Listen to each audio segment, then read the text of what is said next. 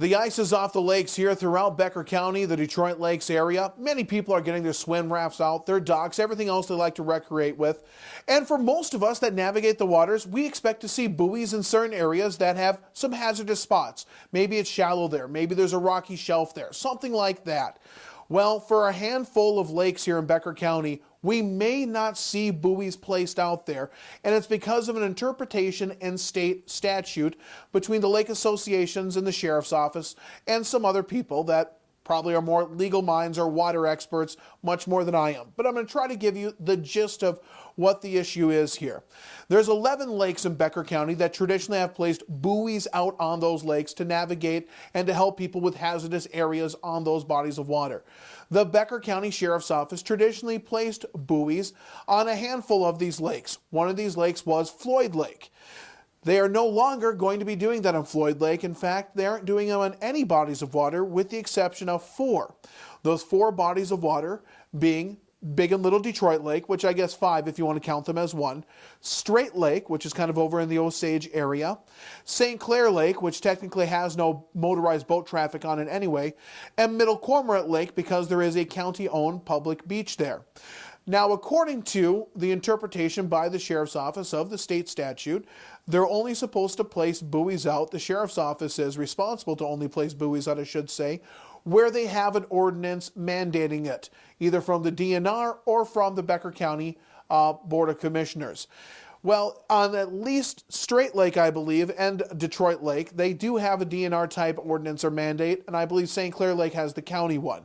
Now, there is no ordinance that I'm aware of on Middle Cormorant where there is a swim area, but however, because that is a county swim area, they have deemed it an area that the county wants to place buoys at.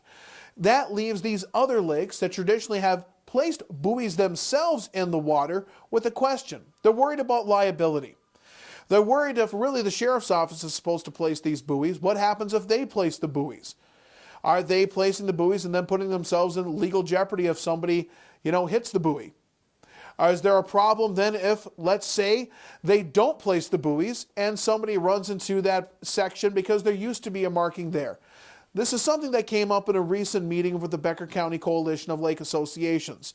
Now, I know there are some people that, according to the legal statute interpretation, I guess, the county is supposed to have some type of buoying program, some type of marking program where they do mark hazards, but they're not required to mark all hazards.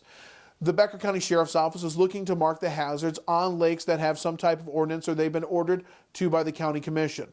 Now, they say, according to Becker County Sheriff Todd Glander, that doesn't mean the lake associations can't place the buoys like they've done in the past. But the lake associations seem to be fearful if they do that about ramifications.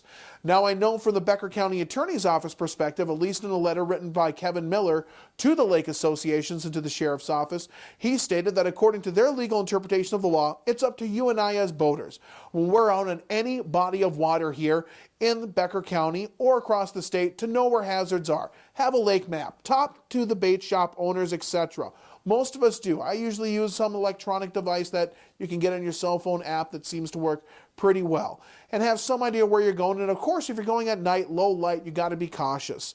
It's really up to us.